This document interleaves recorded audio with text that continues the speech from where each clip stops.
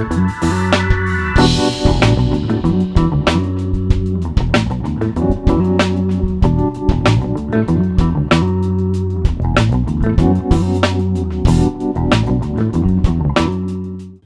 por causa do movimento estudantil, então jamais vai partir desta reitoria alguma ação para inibir a livre expressão, a livre cátedra. Eu queria aproveitar também o que temos sofrido nas universidades e tem nos deixado muito preocupados quando professoras e professores têm a sua liberdade de cátedra ameaçada, mais recentemente na universidade, por causa do uso do pronome de gênero neutro. Tivemos também um momento difícil na universidade, então nós lutamos para que nossos professores e professoras tenham a liberdade de cátedra, se dirijam da melhor maneira possível em respeito às pessoas, como vão escolher a forma de tratá-los, desde que seja um conceito concedido, né, consensual, que as pessoas se sintam acolhidas pela sua diversidade, sempre vai ter o apoio de todos nós na universidade. Então, eu vou para deixar bem claro que da nossa reitoria não parte nenhum movimento de agressão a qualquer que seja o manifestante, seja da universidade ou seja da comunidade externa, porque, antes de tudo, para a gente, mais importante é o respeito à vida, à dignidade e à liberdade de expressão de todas e todos. Eu queria, se o Adriano me por permite, favor, eu queria chamar a atenção para essa questão importante. Quando o evento é da universidade, é a universidade que organiza. Mas se não é a universidade que organiza, se a universidade só cedeu o espaço para a organização de um evento que é do governo do Estado, a infraestrutura é toda do governo do Estado. Eles chegam com toda a infraestrutura pronta, né? Isso já aconteceu, nós já recebemos outros presidentes, outros governadores na UFSJ e em momentos anteriores, e eles vêm com a estrutura deles, né? Se a gente falar assim, não queremos estar, então tá bom, então não vamos fazer em outro lugar. Pode até acontecer isso, mas a universidade é contemplada com recurso, então talvez tenha sido essa a razão para todo esse... essa manifestação. Toda essa, não a manifestação, que eu acho que é legítima, né? Mas para esse ritual, né? Esse ritual de segurança Certo. que se criou. Infelizmente, eu também vejo isso, que é do momento atual essa coisa, esse apego à segurança. Já havia outros governos em que isso era mais light, menos, né, tão menos ostensivo quanto é hoje, né? Ou talvez era mais ostensivo, mais à distância do que tem sido hoje. Sim. Eu queria aproveitar essa pergunta só para perguntar para ele, porque tem uma outra questão também polêmica. Se a universidade deveria ter recebido esse dinheiro. É a próxima pergunta. A universidade deveria ter recebido esse dinheiro ou não deveria ter recebido? E só com 60 e tantos milhões? 62,5. Vamos, no momento de vacas magérrimas, né, magérrimas, aí vamos entregar? Eu queria complementar a sua pergunta, professor Elvésio, para o professor Marcelo. Como é que anda, além desses 62,5 milhões que foram, né, que você recebeu do Estado de Minas, como é que está a saúde financeira da UFSJ hoje? Porque vocês tiveram ali também vários problemas, né, que até o governo federal não queria repassar alguns recursos, vocês tiveram que fazer uma série de cortes, de remanejamento de recursos. Esse recurso do Estado de Minas, como é que hoje a UFSJ está em termos de saúde financeira? Começa pela origem dele, como é que ele surgiu? Esse dinheiro caiu do céu, assim, a UFSJ é bonita, maravilhosa, então a gente gosta da universidade, por isso vou dar 62,5 milhões para a universidade, é isso? Vou só responder a pergunta do Adriano no sentido da saúde orçamentária da universidade, né? Então, em relação ao nosso orçamento do ano passado, nós tivemos um corte na LUA desse ano, na lei orçamentária anual deste ano, na ordem de 10 milhões de reais. No início do ano, mais lá no mês de abril, maio, tivemos aquela notícia do bloqueio de mais 6 milhões. Conseguimos desbloquear os 6 milhões, que nos ajuda a chegar até o final do ano, mas não tivemos uma reversão dos 10 milhões. O que nós temos feito a partir disso? A equipe da PEPLAN, da Pró-Reitoria de Planejamento, que é muito técnica, tem uma grande experiência, então nós temos feito todo o controle do orçamento. Vamos conseguir fechar o ano conseguimos realizar algumas obras importantes. Nós devemos fazer todo o projeto de acessibilidade do CETAM. Nós estamos fazendo, era algo antigo que já vinha sendo arrastado, inclusive com assinatura de termo de ajuste de conduta com o Ministério Público, TAC, para que pudéssemos resolver. E agora nós vamos ter um projeto em torno de 13 milhões de reais, vai ser licitado, de acessibilidade no próprio CETAM. E outras coisas que conseguimos, compra de livros para pós-graduação, enfim, uma série de investimentos que ainda foi possível esse ano, somando-se àquilo que nós fizemos no ano passado, né? Outras obras no montante de mais de 6 milhões de reais. Então, nós temos conseguido trabalhar com o orçamento apertado. Um outro feito, né, na gestão também, não demitimos ninguém. Tivemos alguns cargos que foram desocupados, que as pessoas pediram demissão, a gente não contratou naqueles, mas acabamos contratando em outros, né? Então, vamos terminar o ano sem demissão de terceirizados. Tá. E uma ação que nós temos feito, independente de qual é o partido político, nós procuramos o parlamento, os parlamentares, aqueles que representam, e aí, no espírito republicano, a conversa republicana, temos alertado o que representa a corte na nossa universidade. Para vocês terem uma ideia, agora está discutindo a PELOA 2022, não tem previsão ainda para ser votada pelo parlamento, então vamos provavelmente iniciar o ano de 2022 sem um orçamento definido. Então, começamos de novo, 2022, lutando pelo orçamento. Sobre a pergunta que você me coloca também dos 62,5 milhões, em julho, eu não estava na universidade, estava em festa, estava viajando, mas a nossa vice-reitora, a professora Rosi Maciel, foi chamada para uma reunião com todas as universidades federais de Minas Gerais e as universidades estaduais, aí representadas pela UEM. Foram 17 universidades chamadas para essa reunião. Na reunião foi falado do orçamento que se tem de 500 milhões do governo do Estado, que estava no Tesouro. Aí nós perguntamos qual é a origem do dinheiro. A resposta que nós tivemos foi do Tesouro e vai ser investido nas universidades federais. Sabemos as dificuldades que vocês enfrentam, então vamos investir nas universidades. Foi feito um chamado, então, para as universidades. A professora Rosi Maciel tinha uma semana, 9 dias, para poder apresentar projetos que a universidade tinha. Por sorte, tínhamos na instituição projetos de infraestrutura prontos, mas não tinha orçamento. Mas, mesmo assim, apesar desse projeto, foi chamado também a comunidade acadêmica, via a congregação, que é um órgão da Pró-Reitoria de Ensino, que congrega todos os departamentos e mais o centro, o CCO, né, que é o nosso campus em Divinópolis, e foram submetidos 174 projetos, em torno de 174 mil, mais de 170 projetos, e foram enviados para a Secretaria de Educação de Minas Gerais. E aí todo o processo de seleção foi feito por eles.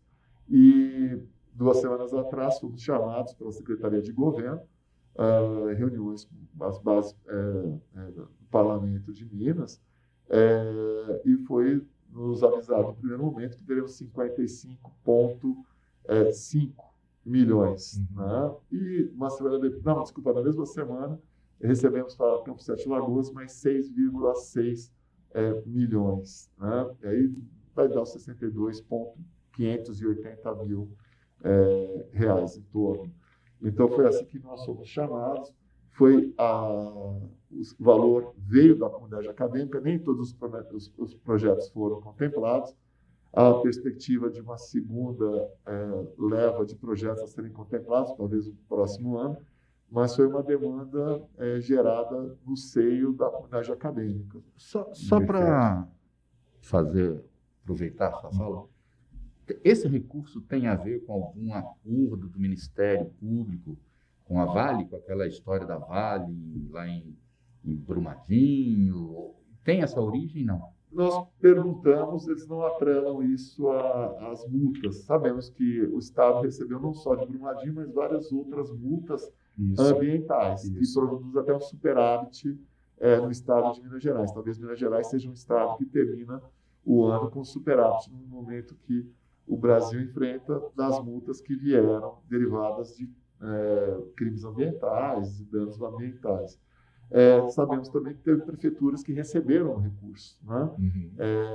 Inclusive um projeto aprovado, uma emenda aprovada na Câmara Legislativa de Minas Gerais, na Câmara do Estado de Minas, né, dos deputados, de toda a multa que for utilizada, seja por prefeituras ou quem quer que for, vai ter uma placa em homenagem às pessoas, às vítimas de Brumadinho.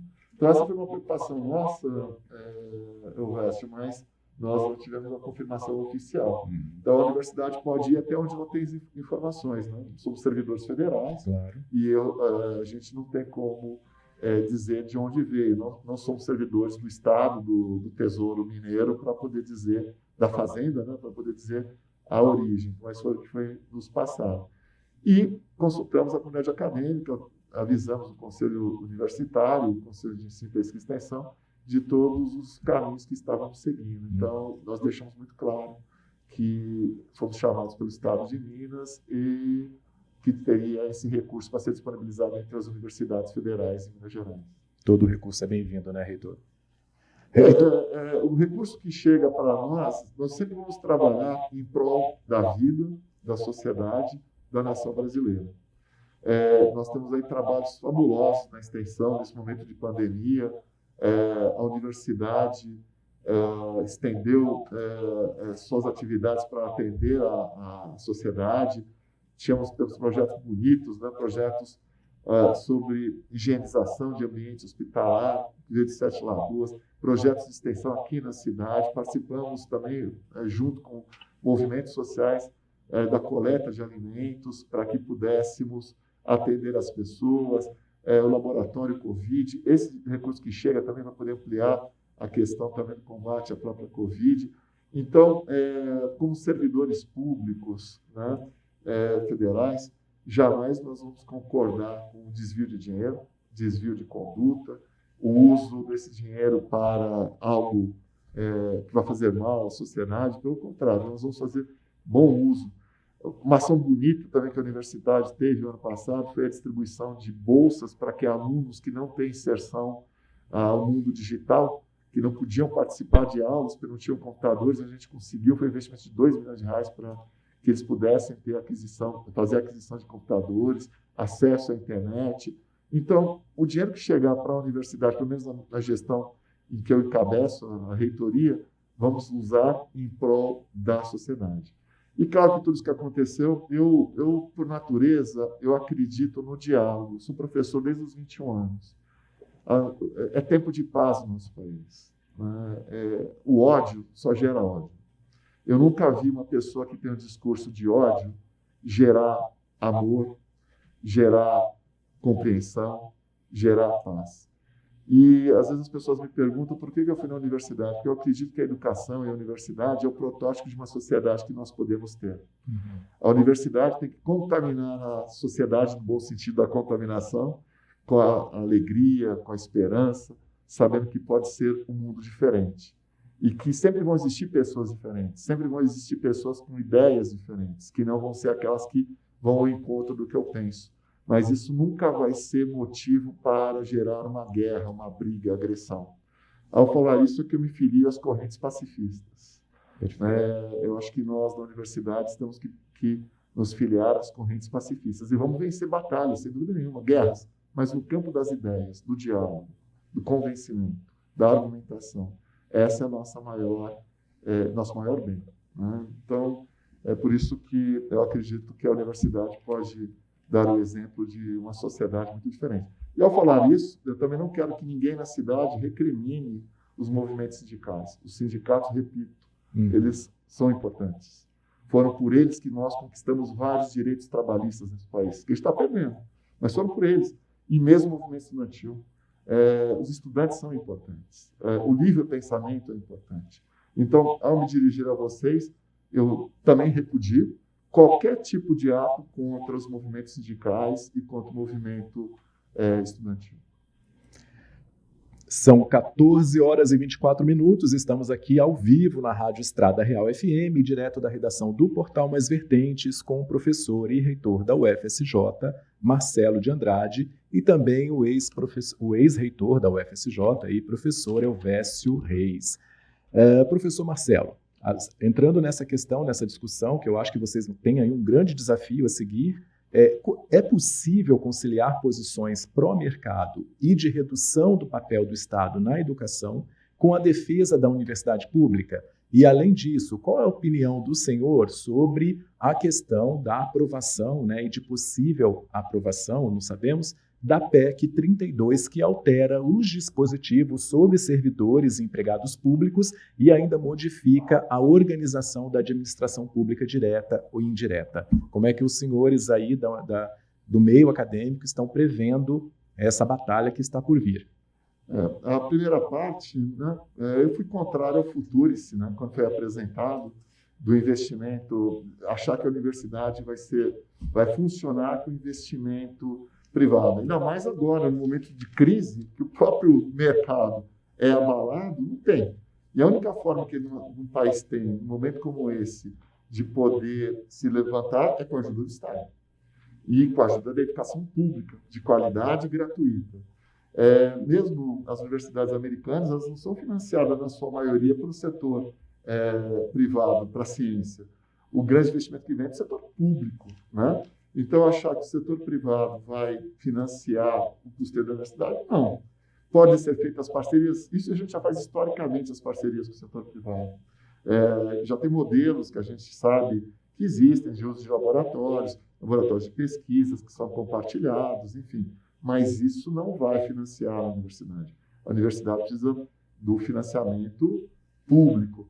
E financiamento público em uma universidade é investimento para o futuro. Né? É um investimento, não é gasto, é investimento. Então, o Estado tem a responsabilidade, pela Constituição Cidadã, de manter, sim, as universidades públicas. Avançamos muito com os alunos que ingressam das camadas populares. O professor Elvésio aqui, na época, a gente começou com a política de ações afirmativas, 2009, se não estou enganado. Foi antes de 2012, quando veio a lei federal. Eu não sei se foi 2009 ou 2010. Sim. Bem antes. Depois tivemos a lei federal, em 2012, da política de ações afirmativas de cotas. 50% das nossas vagas sendo ocupadas por afrodescendentes, alunos negros, né, pretos e pardos, quilombolas, indígenas. Então, nós tivemos isso, 25% de um recorte com renda per capita até de 1,5 salário mínimo e meio, né, para baixo, e para cima. Então, hoje, 50% é composto por alunos que vêm das camadas populares, negros, brancos também, das escolas públicas, enfim. Foi um avanço? Foi um avanço, mas precisamos de mais. E só vamos conseguir isso com investimento público.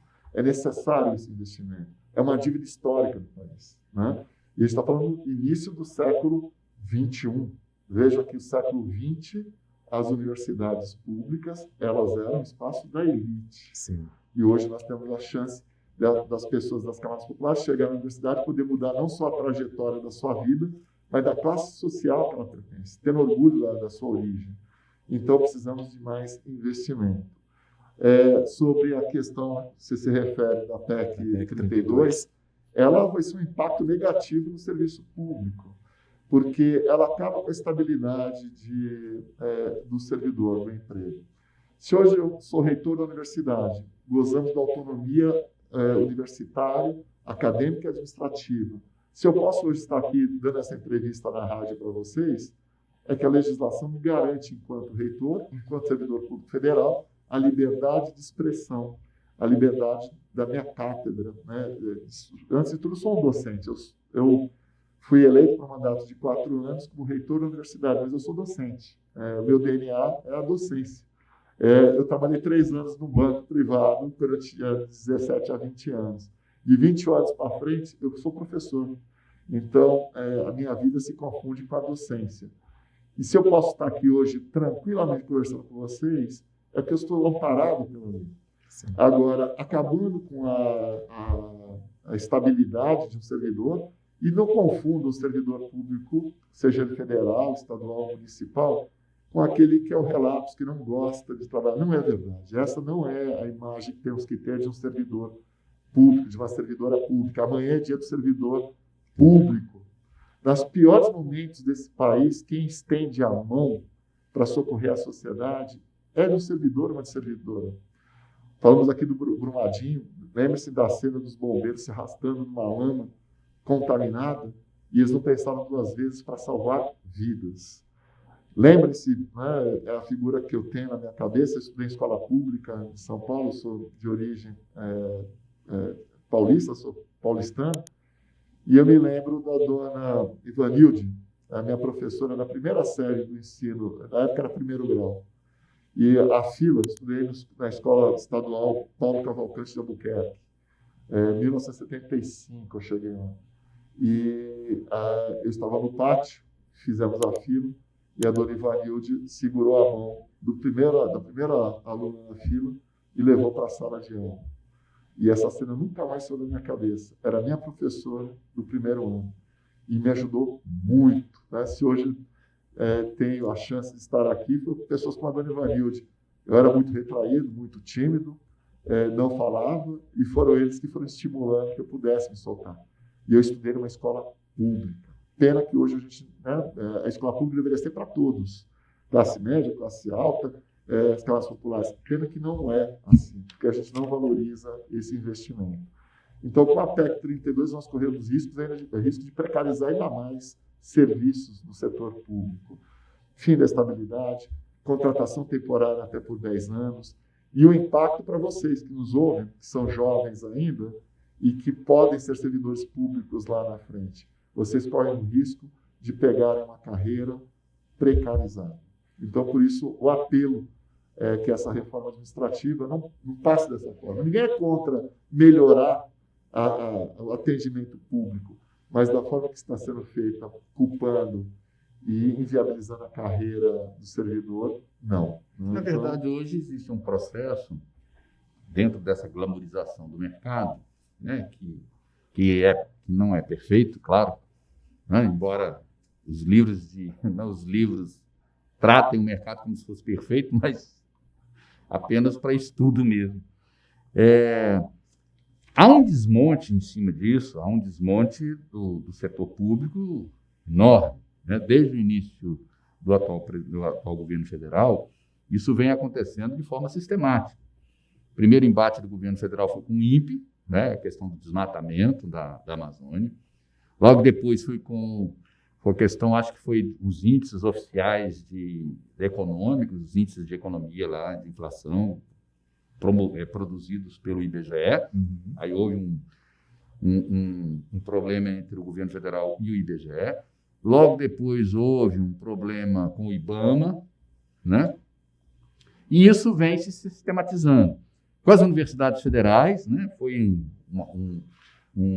atos e mais atos de difamação das universidades, balbúrdia, produção de drogas, né? A deslegitimação das políticas de inclusão social, de inclusão na universidade, que foram conquistas do povo brasileiro no passado. Até mesmo essa questão das cotas vem sofrendo dentro desse mesmo mote, dessa mesma glamorização do mercado, vem sofrendo em prol do mérito. Né? Todo mundo fala, não, tem que ser sempre mérito, mérito, mérito. E a gente sabe que no Brasil, né, a questão do mérito é priorizar, né, dar cada vez mais espaços para a elite econômica brasileira. Quem tem dinheiro consegue as melhores escolas, vão fazer o curso de medicina, vão ser médicos. Quem não tem dinheiro, infelizmente, vão fazer escola pública, né? E de repente vão fazer filosofia, né? Pedagogia, que foram as áreas mais atacadas pelo atual governo, a área de humanas, as mais atacadas pelo atual governo. Soma-se a isso também o negacionismo, que atacou a ciência. E que boa parte, né? 99% da pesquisa no Brasil são produzidos por universidades públicas, entre as quais as estaduais aí, paulistas, né? Que se destacam.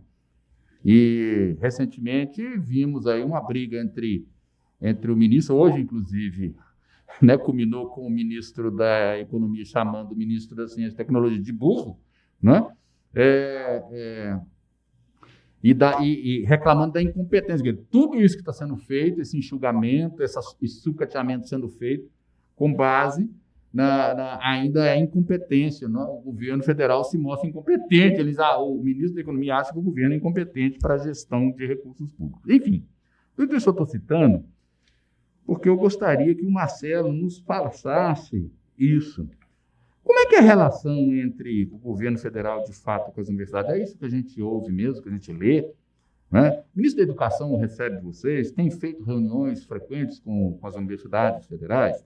É que a gente vê, vamos começar por aí. O ministro que fala que é um estorvo, né, desenvolver políticas de acessibilidade para deficientes. Né? Um ministro que falou que só dá trabalho, só dá problema, só traz problema para ele. O presidente da República recebe os reitores, tem conversado com os reitores. Como é que é essa relação, Marcelo? Explica para nós como é que é essa relação entre a Universidade Federal com o seu... Né? Até porque os ouvintes precisam entender que quem nomeia o reitor não é o ministro da Educação. Quem nomeia o reitor é o presidente da República. O reitor é um cargo, né, vinculado ao presidente da República diretamente. O ministro só dá posse. Né? Como é que é essa relação? Fala para nós, conta para nós aqui, se de fato é tudo isso que a gente percebe, né? Essa ideologização do atual governo, da escola sem partidos, valores religiosos, valores conservadores, da marginalização das minorias, né? Isso reproduz no Enem também agora, com a queda significativa no número de candidatos no Enem deste ano. Isso faz parte desse desmonte todo, né? Dessa glamorização do mercado. A intenção do governo é precarizar isso tudo para vender isso a preço de banana no mercado? Esse debate a gente tem feito muito na Andifes. Hoje nós temos o reitor, o Marcos Davi, que é o reitor da Federal de Juiz de Fora. Tivemos o reitor Edivar, que foi da sua época, companheiro, né, quando você foi reitor. Goiás, né? Goiás. Temos o João Carlos Salles. Marcos Vinícius é meu colega de turma. De turma, né? João Carlos Salles. Então, o diálogo a gente tem dialogado muito com a CESU, né? Porque aquilo que eu repito, nós somos do campo do diálogo, nós somos um diálogo muito franco, aberto.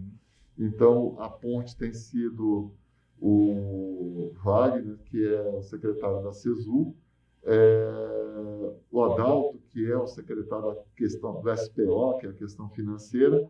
Então, a ponte que tem sido utilizada para o diálogo é a da Andifes. É a Andifes que acaba fazendo o diálogo e, quando é possível, somos chamados. O MEC também está numa relação muito difícil, né, de orçamentária. O MEC teve cortes gigantescos. Sim. Né? Então, nos momentos, mesmo o MEC não tem como socorrer, ajudar, fazer nada, né, em relação ao orçamento. Então, é um diálogo mais fechado, mais duro, e quem tem tentado fazer essa ponte é a própria Andifes. Aí nós, enquanto reitores e reitores, tivemos a saída de alguns reitores, público, a carta que foi publicada deles se retirando do Andifes por essa questão de governo, de acreditar no rumo do próprio governo. Então, mais pró-governo. Mais pró-governo. Então, mais pró-governos saíram da Andifes, mas a Andifes... São os nomeados, os terceiros lugares da lista. Os segundos. Os biônicos lá. Aí a Andifes junto, né, eu tenho participado muito da Andifes, eu tenho a chance, é um espaço democrático, né, importante. Foi premiada ontem como uma instituição que atua na defesa da educação. Marcos Davi foi receber o prêmio pela Câmara Federal. Então, é uma discussão bastante tensa, dura, né? E a Andifes, e eu tenho orgulho disso, de junto com os companheiros e companheiras, reitores e reitoras, poder defender a universidade. Mas aí você tem questões que a gente precisa problematizar, a própria ciência, né? Quando a gente fala de educação, lembrando da educação da escola básica, da educação que eu recebi, é interessante, né? Eu estou com 53 anos, me lembro da minha professora de ciências, e até hoje eu falo isso para os alunos, que eu comecei a aprender isso com ela, né? Todo ser humano, independente, né? Todo ser humano, se foi a escola ou não, é uma característica do ser humano, dois atos, né? O crítico e o criativo. E para fazer ciência, eu preciso desses dois atos, crítico e criativo. Crítico de olhar para as coisas e perguntar por que elas são assim. E criativo para poder explicar, dar outro caminhamento, dar outras possibilidades para aquilo. Seja das ciências mais duras ou das ciências sociais. Quando eu olho para as coisas nas ciências sociais e pergunto por que existem pessoas que passam por privação, por que existem pessoas pobres, por que elas são pobres, e entender que sociedade eu vivo e quais os caminhos que eu tenho, entre eles a própria educação. Então, a ciência, né, para nós, né, na academia, e não só a ciência, temos diferentes tipos de conhecimento. Conhecimento científico, podemos colocar todos os outros dentro dele da universidade, mas é importante desde o conhecimento filosófico, cultural, artístico, são conhecimentos, e pelos conhecimentos a gente pode mudar uma pessoa, pode mudar uma sociedade. Agora, para nós, aqueles que negam a ciência, nós podemos lamentar, lamentamos por isso, mas defenderemos sempre a ciência e a educação e a universidade pública. Então, essa é a nossa questão. Nós somos servidores públicos, né? Governos vão e vêm, mas nós somos servidores públicos e vamos defender esse patrimônio que é a universidade. Esse é o posicionamento da nossa instituição. Né? Perfeito, professora. Professor Marcelo, aproveitando nessa questão, como a gente está falando de, inclusive, vários campos, né, da UFSJ, como é que é feita essa gestão desses campos? Então, você tem, existe uma certa liberdade, uma autonomia entre o campus daqui com o campus de Alto Paraopeba, por exemplo? Vocês olham para as necessidades locais ou existe uma integração? Como que é feita essa gestão com vários, são 6, né, campos? Então, como que vocês fazem esse compartilhamento da gestão? Nós temos 6 campos, né? 3 em São João del Rei, né? Hoje eu estou entrevistado pelo Vest também, que foi nosso reitor, foi o Vest que me deu posse em 2006, quando eu cheguei aqui, 1º de agosto. Eu nem sabia o que era posse, né? Eu vinha do setor de uma universidade particular de São Paulo. Cheguei aqui, tomei posse, tinha 30 dias para ter exercício. Aí tem exercício no dia seguinte, no dia 2 de agosto. Mas nós temos 3 campi aqui. Temos um campi em Alto Paraopeba, temos um campi em Divinópolis, e temos um camp em 7 Lagoas. Esses 3 campos criados ainda na época do Elvésio. 2 campi, eles optaram pela estrutura departamental, que são os campos de 7 Lagoas e de Ouro Branco. Então, eles têm departamentos, têm seus centros de custo, têm sua liberdade e autonomia em gerir o campus. Claro que tem todo o investimento que nós fazemos nesses departamentos, nesses campos. Por exemplo, tem a prefeitura de campo, tem infraestrutura, tem obras acontecendo lá. Nós encontramos, até falei para ele, uma vossoroca que nós tínhamos lá no CAP, ela está em fase de ser terminada agora, então temos obras acontecendo nesses campos, então é investimento da universidade. No campus centro-oeste do Nanindu é um centro, então tem uma diretoria. Hoje temos a diretora Érica, que eu saúdo, a diretora, a vice-diretora, a professora Cristina, foram eleitas pela comunidade acadêmica e tem um mandato de 4 anos, acabaram de assumir. Lá tem todo o funcionamento mais independente. Tem sua congregação, tem sua câmara de ensino, tem sua câmara de pesquisa, mas mesmo assim, ainda o orçamento é um orçamento destinado, central, da reitoria, para o campus centro-oeste do Nanindu. Então, essa é a estrutura de funcionamento que temos nos nossos campos.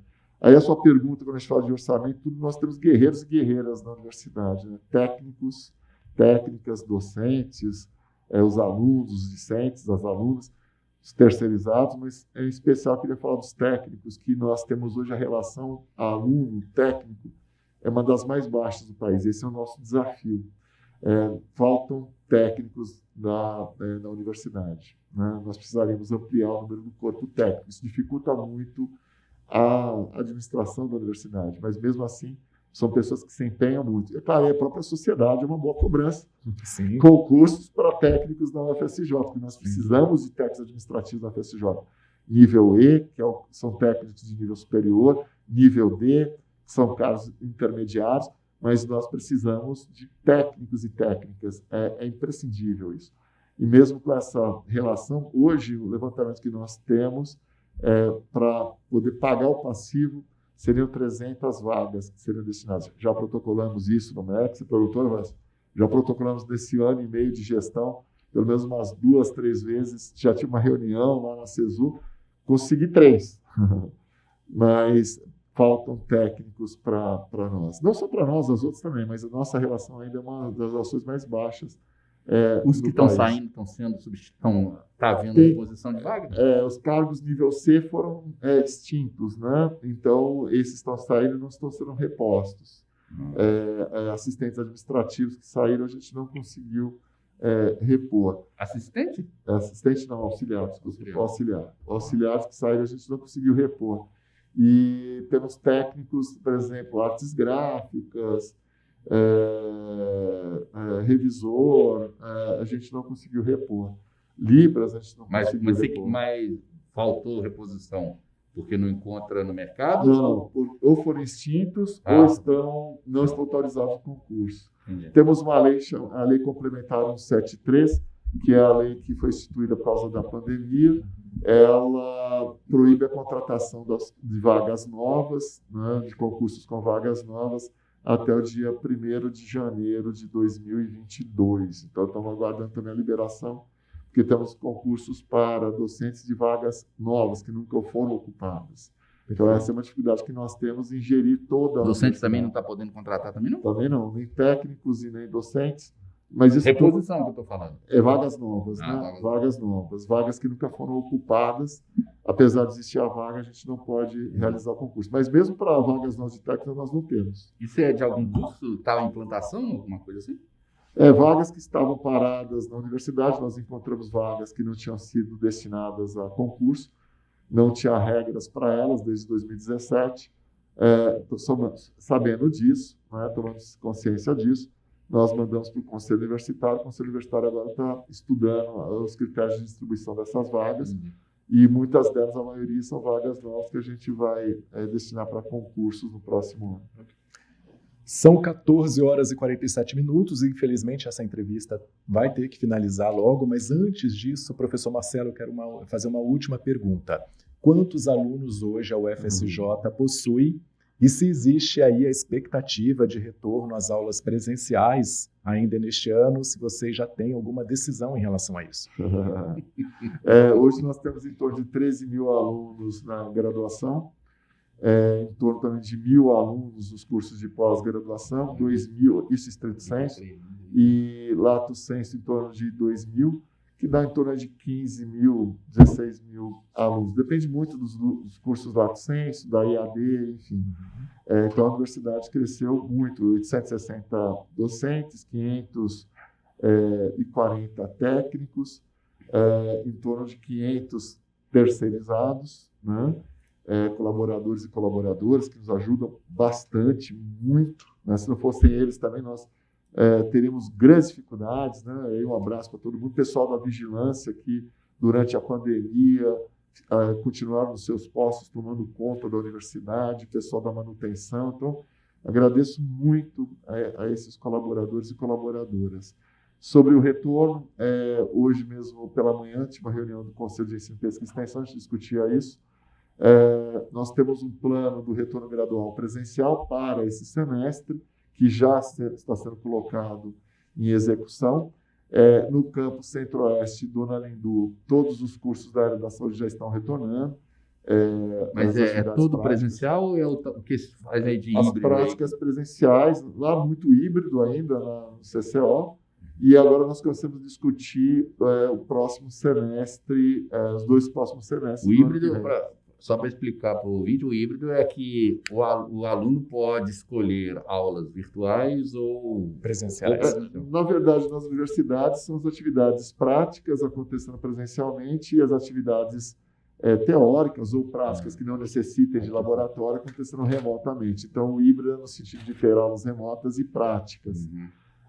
Então, temos uma discussão agora acontecendo. Amanhã, na congregação, tem essa discussão também sobre o retorno. Então, nós estamos trabalhando da melhor forma possível para esse retorno. Aí, quem nos ouve, os alunos, professores e técnicos, a gente assumiu a gestão no meio da pandemia. Nós assumimos em 9 de maio. Aí nós não tínhamos um plano, não tínhamos nada pronto. Tivemos que trabalhar com a comunidade acadêmica, ela se mostrou extremamente colaborativa, nos ajudou, e aí em setembro do ano passado nós começamos as nossas atividades. Então, tudo tem sido etapas, nós temos construído tudo em etapas. E cada situação é muito nova para nós. Né? O primeiro momento que voltamos, no setembro do ano passado, era algo novo. Terminamos o ano. Aí tivemos uma outra onda. Aí tivemos que manter mais um semestre. Depois, mais 2 semestres. Agora, temos a possibilidade, até o final do ano, de caminhar muito no processo de vacinação, graças aos profissionais do SUS, né? Graças ao Sistema Único de Saúde. Né? Amanhã é o dia do servidor público, da servidora pública, é sempre bom lembrar. Então, temos a chance de terminar o ano com a população brasileira bastante adiantada na sua vacinação. E isso pode nos ajudar muito no retorno. Ainda não é oficial, né? As pessoas estão discutindo, hoje pela manhã no CONEP, o início do primeiro semestre deve ser 7 de março do ano que vem. Então, nós já estamos adiantando, esse ano começou em maio, nós estamos já adiantando para março. Existem discussões na comunidade acadêmica, mas eu respeito as decisões colegiadas, as decisões são tomadas no voto, isso é democrático, né? Isso é democracia. Talvez janeiro e fevereiro é uma discussão que também está sendo feita na comunidade acadêmica, de ser um período também para pagar passivos, disciplinas que ficaram para trás, antes de começar o semestre regular, nós pagarmos esses passivos. Então, é um debate que está acontecendo na comunidade acadêmica, eu pedi às pessoas terem paciência, estamos trabalhando, estamos organizando para que possamos retomar as nossas atividades com segurança, preservando vidas, preservando o bem-estar, não só dos nossos alunos, professores técnicos e colaboradores terceirizados, mas da comunidade, porque pessoas se movimentando, vindo para as cidades como São João del Rei, a gente precisa ter segurança nos atos para que todos estejam protegidos. Professor, os alunos estão ansiosos, viu? Tem que voltar. Estou sabendo. Para finalizarmos essa entrevista de hoje, eu quero aqui agradecer a presença do professor e reitor da Universidade Federal de São João del Rei, Marcelo Pereira de Andrade. Professor Marcelo, antes de te passar a palavra final, eu quero também agradecer a presença do professor Elvésio Reis. Professor Elvésio, você tem alguma contribuição, alguma coisa que o senhor queira acrescentar? Não, achei que é isso mesmo que foi falado. Só tem uma sugestão de tema que você pode chamar o Marcelo para a próxima, que é falar sobre FAUF. E aí, de repente... Perdão, o que é FAUF? FAUF é a Fundação de Apoio da Universidade Federal. Perfeito. Mas agradecer você pelo convite que me fez, né, que me foi feito, a oportunidade de estar aqui com o Marcelo. O senhor eu quero de volta aqui para a gente falar de outros temas que vai além da UFSJ. O senhor já está aqui todos os dias, todas as horas. Ele é onipresente, então todas as horas, todos os dias. Né? Agora, eu posso estar em algum momento. Você vai voltar aqui conosco. Professor Marcelo, muito obrigado pela sua presença. O senhor tem alguma coisa que o senhor queira acrescentar, que o senhor queira ressaltar que não foi discutido ainda? Não, eu quero agradecer a oportunidade, agradecer a chance. O Vessa aqui participando, me entrevistando, também foi o que eu falei, que me deu posse quando eu cheguei aqui. Mas agradecer ao convite, agradecer a todas e todos. E só destacar, né, é momento de reflexão. Estamos passando por esse momento difícil, saindo. Temos ainda outras questões importantes para resolver no país. Crise política, crise econômica, mas estamos saindo para reforçar a mensagem de quem é professor. Só pelo diálogo, só pelo debate democrático, pela paz, nós conseguiremos ter um outro país.